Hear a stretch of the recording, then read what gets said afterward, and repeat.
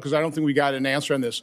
Why is it significant that people with biopsies are seeing the spike protein in tumors? Why shouldn't they be there? To me, it's not obvious. I don't understand. I'm asking a legitimate question here. Why is that concerning?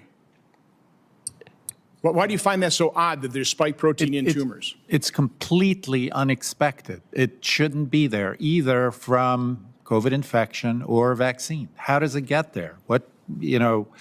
It's a foreign protein. How does it end up in a tumor that's an expanding mass where the cells have this spike protein? How does it get there? What is it doing there?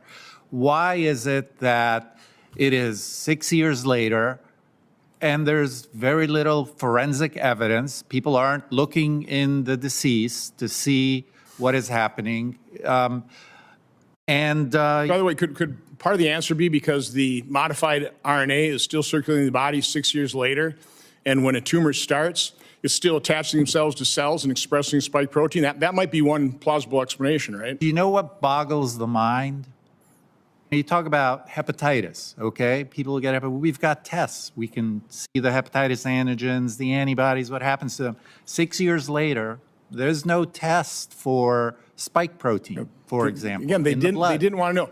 Talk about, because this is true, it was very rare to have autopsies during COVID, right? I know people who had loved ones die and they could not get an autopsy.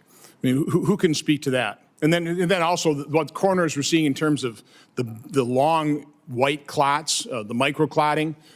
Dr. Dalglish.